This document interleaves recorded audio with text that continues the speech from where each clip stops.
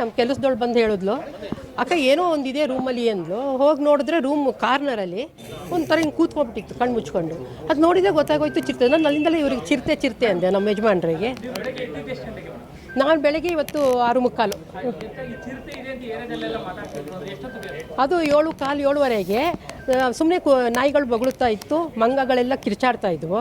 ಆಮೇಲೆ ಯಾರೋ ಅಂದರು ಕೊನೆ ಮನೆಗೆ ಇದು ಹತ್ತಿರ ಎಲ್ಲೋ ಇದು ನೋಡಿದ್ವಿ, ಚಿರತೆ ಮರಿ ನೋಡಿದ್ರು ಅಂತ ಹೇಳಿದ್ರು.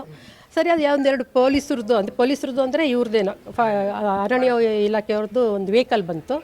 ಸರಿ, ಅವರೆಲ್ಲ ಅಲ್ಲೆಲ್ಲ ಹಿಂಗೆ ನೋಡ್ಬಿಟ್ಟು ಎಲ್ಲ ಚೆಕ್ ಮಾಡಿ ಏನು ಇಲ್ಲ ಅಂತ ಹೋದರು. ನಾನು ನಮ್ಮ ಎದುರುಗಡೆ ಮನೆ ಹುಡುಗಿ ಹೊರಗಡೆ ಬಂದ್ಲು. ಅವಳಿಗೆ ಹೇಳ್ದೆ ಏನೋ ಚಿರತೆ ಬಂದಿದೆ ಅಂತ ಒಳಗೆ ಹೋಗು ಅಂದೆ. ಒಬ್ಬಳು ಎದುರುಗಡೆ ಮನೆ ಹುಡುಗಂಗೂ ಫೋನ್ ಮಾಡಿ ಹೇಳ್ದೆ, ಹೊರಗಡೆ ಬರಬೇಡ, ಅವ್ನು ಹೂಕು ಏಕೆ ಬರ್ತಾನೆ, ಬರಬೇಡ ಹೊರಗಡೆ, ಏನೋ ಹಂಗೆ ಅಂತಿದ್ದಾರೆ ಅಂತ ಅಂದ್ಬಿಟ್ಟು ಬಾಗಿಲು 5 ನಿಮಿಷ ಬಾಗಿಲು ತೆಗ್ದಿದ್ದೀವಿ ಅಷ್ಟೇ. ನಾವು ಮನೆಯದು ಅಷ್ಟೇ. ಎಂಟ್ರಿ ಕೊಟ್ಟಿರೋದು. ನಮ್ಮದು ಓಪನ್ ಕಿಚನ್ನು, ಹಾಲಲ್ಲಿ ನಮ್ಮ ಯಜಮಾನರು ಕೂತಿದ್ದಾರೆ. ನಾನು ಅಡುಗೆ ಮನೇಲಿ ಅಡುಗೆ ಮಾಡ್ತಾನೇ ಇದ್ದೀನಿ. ಅದು ಮೋಸ್ಟ್ಲಿ ಅದು ಒಳಗೆ ಎಂಟ್ರ್ ಆದಾಗ ನಂದು ಓಪನ್ ಹಾಲಲ್ಲಿ ನಂದು ಅಡುಗೆ ಮನೇಲಿ ಅಡುಗೆ ಮಾಡ್ತಾ ಇದ್ದೀನಿ. ಅವರು ಅಲ್ಲೇ ಹಾಲಲ್ಲಿ ಕೂತಿದ್ದಾರೆ. ಡೈರೆಕ್ಟು ಮಧ್ಯ ರೂಮ್ ಡೋರ್ ಹಾಕಿದ್ವಿ. ಸೊ ಕೊನೆ ರೂಮು ಓಪನ್ನು. ಅಲ್ಲಿ ನಮ್ಮ ಅತ್ತೆ ಮಲಗಿದ್ದಾರೆ. ಅವ್ರು 90 ವರ್ಷ. ಅವ್ರಿಗೆ ಓಡಾಡೋಕ್ಕಾಗಲ್ಲ, ಕೂರ್ಸೋಕ್ಕೂ ಒಬ್ಬರು ಹೆಲ್ಪರ್ ಬೇಕು.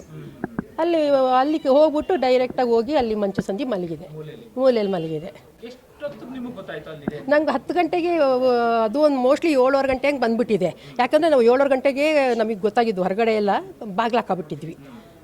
ಹಂಗಂದ ತಕ್ಷಣವೇ ನಾವು ಬಾಗಿಲು ತೆಗಿಯಲ್ಲ, 5 ಮಿನಿಟ್ಸ್ ಓಪನ್ ಮಾಡಿರ್ಬೋದು ಅಷ್ಟೇ. ಅಷ್ಟರಲ್ಲೇ ಅದು ಒಳಗೆ ಬಂದುಬಿಟ್ಟಿದೆ.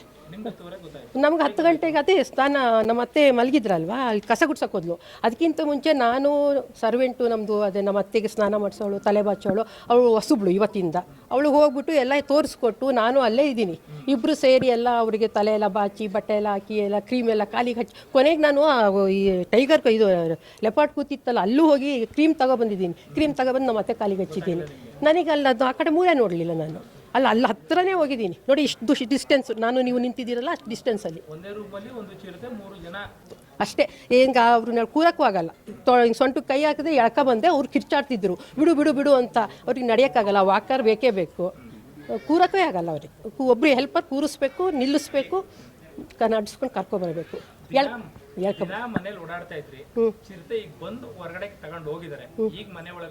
ನಾನು ಹೆದರಿಕೆ ಆಗಲ್ಲ, ಖಂಡಿತ ಆಗಲ್ಲ. ನಾನು ಅದು ಹೇಳಿದ್ನಲ್ಲ, ನನಗೆ ಅವಾಗಲೂ ಹೆದರಿಕೆ ಆಗಲಿಲ್ಲ. ಬಂದೆ, ಒಳಗೆ ಬಂದೆ ಅಷ್ಟೇ. ಇಲ್ಲ, ನೋಡಿದ್ವಿ. ನಾನು 2 ಸತಿ ಹೋಗಿ ನೋಡಿದೆ. ಮಂಚು ಸಂಧಿ ಹೋದಾಗಲಿ ಮತ್ತೆ ಏನು ಮಾಡಿದೆ, ಸ್ವಲ್ಪ ಡೌಟ್ ಆಯಿತು. ನಮ್ಮ ಮನೆಯವ್ರು ನನಗೆ ಅಂದರೆ ಇಲ್ಲ, ಸಾಧ್ಯನೇ ಇಲ್ಲ ಅಂದರು. ಚೂರು ಡೋರ್ ಓಪನ್ ಮಾಡಿ, ಇದೆಲ್ಲ ಆದಮೇಲೆ ಚಿರತೆ ಅಂತ ಕನ್ಫರ್ಮ್ ಆದರೂ ಮತ್ತೆ ಒಂಚೂರು ಓಪನ್ ಮಾಡಿ ಡೋರ್ ಹತ್ರ ಮಲ್ಕೊಂಡು ಮಂಚು ಸಂಧಿ ನೋಡಿದೆ. ಮುಖ ಅಲ್ಲಾಡಿಸ್ತಾ ಇತ್ತು. ನಮ್ಮ ಎಳ್ಕ ಬಂದೆ. ನಾಳೆ ಕರ್ಕೊಬರೋಕ್ಕಾಗಲ್ಲ, ಎಲ್ಲ ಸಮೇತ ಎಳ್ಕ ಬಂದು ಇಬ್ಬರು ಬಿದ್ವಿ. ಯಾಕಂದರೆ ಅವ್ರಿಗೆ ನಡೆಯೋಕ್ಕಾಗಲ್ವಲ್ಲ. ನನಗೆ ಒಟ್ಟಲ್ಲಿ ಹೊರಗೆ ಬಂದರೆ ಸಾಕಿತ್ತು ಅಷ್ಟೇ. ಒಳಗಿದ್ದಿದ್ರೆ ಕಷ್ಟ ಆಗೋದು. ಇದು ಚಿರತೆ, ಗಂಡು ಚಿರತೆ ಆಗಿರುತ್ತೆ. ಸುಮಾರು ಒಂದು 3 ರಿಂದ 4 ವರ್ಷ ಇದಾಗಿದೆ ಪ್ರಾಣಿ. ಇದು ಗಂಡು ಚಿರತೆ. ಇದು ಪಕ್ಕದಲ್ಲೇ ಚಾಮುಂಡಿ ಬೆಟ್ಟ ಇದೆ ಹಾಗೂ ಲಲಿತಮಲ್ಲ ಇದೆ. ಅದು ಅರಣ್ಯ ಪ್ರದೇಶ ಆದ್ದರಿಂದ ಅಲ್ಲಿಂದ ಬಂದಿರೋ ಸಾಧ್ಯತೆಗಳು ಹೆಚ್ಚಾಗಿದೆ. ಇದು ಏನು ಯಾರಿಗೂ ಏನು ತೊಂದರೆ ಮಾಡಿಲ್ಲ. ನಮಗೆ ಬೆಳಗಿನ ಜಾವ ಒಂದು 7-7:15 ನಮಗೆ ಮಾಹಿತಿ ಬರುತ್ತೆ. ಬಂದ ತಕ್ಷಣ ನಮ್ಮ ಸಿಬ್ಬಂದಿಗಳು, LTF ಸ್ಟಾಫು ಹಾಗೂ ಪ್ರಾದೇಶಿಕ ವಲಯದ ಸಿಬ್ಬಂದಿಗಳು ಸಹ ಬಂದು ಇದ್ರ ಜೊತೆಗೆ ಪೊಲೀಸವರು ಸಹ ಸಹಕಾರ ಮಾಡಿರ್ತಾರೆ. ಇದನ್ನು ಹುಡುಕಾಟ ಮಾಡಿದಾಗ ಸಂದರ್ಭದಲ್ಲಿ ಅದು ನಮ್ಮ ಕಣ್ ತಪ್ಪಿಸಿ ಬಂದಿದೆ. ಅದು ನಾವು ಮತ್ತೆ ಇಲ್ಲೆಲ್ಲ ಹುಡುಕಾಡ್ತಿದ್ವಿ. ಸಾರ್ವಜನಿಕರಿಗೂ ಸಹ ಮಾಹಿತಿ ಕೊಟ್ಟು ಅನೌನ್ಸ್ ಮಾಡ್ತಾಯಿದ್ವಿ, ಎಚ್ಚರಿಕೆಯಿಂದ ಇರ್ರಿ ಅಂತ. ಅದು ಯಾವುದೋ ಗೊತ್ತಿಲ್ಲ, ಅನ್ನಾತವಾಗಿ ಮನೆ ಒಳಗೆ ಹೋಗಿತ್ತು. ಮನೆ ಒಳಗೆ ಹೋದ್ಮೇಲೆ ಮತ್ತೆ 9:30 ರಿಂದ 10 ಗಂಟೆ ಒಳಗೆ ಮತ್ತೆ ಈ ಮನೆ ಮಾಲೀಕರು ಸುರೇಶ್ ಅವರು ನಮಗೆ ಮಾಹಿತಿ ಕೊಡ್ತಾರೆ, ಚಿರತೆ ಮನೆ ಒಳಗಿದೆ ಅಂತ, ರೂಮ್ ಒಳಗಿದೆ ಅಂತ. ತಕ್ಷಣ ನಾವು ಕಾರ್ಯಪ್ರವೃತ್ತವಾಗಿ ಎಲ್ಲ ಹೆಚ್ಚಿನ ಸಿಬ್ಬಂದಿಗಳು ಬಂದು ಇಲ್ಲಿ ನೋಡಿದಾಗ ಚಿರತೆ ಕಂಡು ಬಂತು.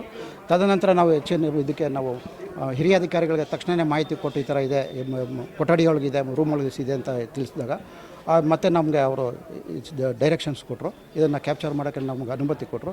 ತಕ್ಷಣ ನಾವು ಇಲ್ಲಿಂದ ಹೆಚ್ಚಿನ ಸಿಬ್ಬಂದಿಗಳನ್ನ ಪಹರೆ ಮಾಡಿಕೊಂಡು ಇಲ್ಲಿ ಇದನ್ನು ಸಾರ್ವಜನಿಕರನ್ನ ಕಂಟ್ರೋಲ್ ಮಾಡಿಕೊಂಡು ನಾವು ಮತ್ತು ಝೂನಿಂದ ಪಶುವೈದ್ಯಾಧಿಕಾರಿಗಳಿಗೆ ನಾವು ಸಂಪರ್ಕಿಸಿ ಅಲ್ಲಿಂದ ಅವ್ರನ್ನ ಪಶುವೈದ್ಯಾಧಿಕಾರಿನ ಕರ್ಕೊಂಡ್ಬಂದು ನಾವು ಕಾರ್ಯಾಚರಣೆ ಮಾಡಿ ಅದಕ್ಕೆ ಅರವಳಿ ಮದ್ದನ್ನು ಕೊಟ್ಟು ನಂತರ ಅದನ್ನು ಈಗ ಮತ್ತೆ ಇದು ಬಂದಿದೆ. ಇದನ್ನು ನಾವು ಈಗ ಸೆರೆ ಹಿಡಿದು ಅದನ್ನು ಬೋನ್ನಲ್ಲಿ ಇರಿಸ್ಕೊಂಡು ಈಗ ತೊಗೊಂಡು ನಾವು ಹೋಗ್ತಾಯಿದ್ದೀವಿ. ಇದನ್ನು ಮತ್ತೆ ನಾವು ಏನು ಹಿರಿಯ ಅಧಿಕಾರಿಗಳಿಗೆ ಮಾಹಿತಿ ಕೊಟ್ಟು ಮಾರ್ಗದರ್ಶನದಂತೆ ಏನು ಯಾವ ರೀತಿ ಅವ್ರು ನಿರ್ದೇಶನ ಕೊಡ್ತಾರೆ ಅದರಂತೆ ನಾವು ಕ್ರಮ ತೊಗೊಂಡು ಕಾಡಿಗೆ ಬಿಡೋದು ಅಥವಾ ಏನು ಅದು ಕೊಡ್ತೀವಿ. ಈಗ ಅದು ಆರೋಗ್ಯ ಸ್ಥಿತಿನ ಗಮನಿಸ್ತೀವಿ, ಝೂಗೆ ತೊಗೊಂಡೋಗ್ತೀವಿ. ಝೂನಲ್ಲಿ ಅದನ್ನು ಆರೋಗ್ಯ ಸ್ಥಿತಿ ಗಮನಿಸಿ ನಂತರ ನಾವು ಏನು ಹಿರಿಯ ಅಧಿಕಾರಿಗಳ ಆದೇಶದ ಮೇರೆಗೆ ನಾವು ಕ್ರಮ ತಗೊಳ್ತೀವಿ. ಹಾಗಾಗಿ ನಾವು ಎಷ್ಟು ದೇಹ ತೂಕ ಇದೆ ಅಂತ ಮೊದಲನೇದಾಗಿ ನಮಗೆ ಅಸೆಸ್ ಮಾಡಲಿಕ್ಕೆ ಆಗಿಲ್ಲ. ಬರೀ ಹಿಂದ್ಗಡೆ ಹಿಂಭಾಗವನ್ನು ನೋಡಿ ಅಂದಾಜು ಒಂದು 40ರಿಂದ 45 kg ಇರಬೇಕು ಅಂತ ಊಹೆ ಮಾಡಿ ಫಸ್ಟ್ ಡಾಟ್ ಮಾಡಿದ್ವಿ. ಬಟ್ ಡಾಟ್ ಮಾಡಿ ಎಳ್ಕೊಂಡಾದ್ಮೇಲೆ ಮಂಚವನ್ನು ತಳ್ಳಿದ ಮೇಲೆ ಗೊತ್ತಾದದ್ದು ಅದು ಸಾಧಾರಣವಾಗಿ 65ರಿಂದ 70 kg ತೂಕ ಬರುವಂಥ ಒಂದು ಪ್ರಾಣಿ ಇದೆ. ಹಾಗಾಗಿ ನಾವು ಕೊಟ್ಟಿರ್ತಕ್ಕಂಥ ಡೋಸ್ ಸಾಕಾಗಿಲ್ಲ. ತದನಂತರ ಮತ್ತೆ ಇನ್ನೊಂದ್ಸಲಿ ಸೆಕೆಂಡ್ ಡಾಟ್ ಮಾಡಿ ಅದನ್ನು ಪೂರ್ತಿ ಮಲಗಿಸಿ ತದನಂತರ ಸುರಕ್ಷಿತವಾಗಿ ತರಲಿಕ್ಕೆ ಸಾಧ್ಯ ಆಯಿತು.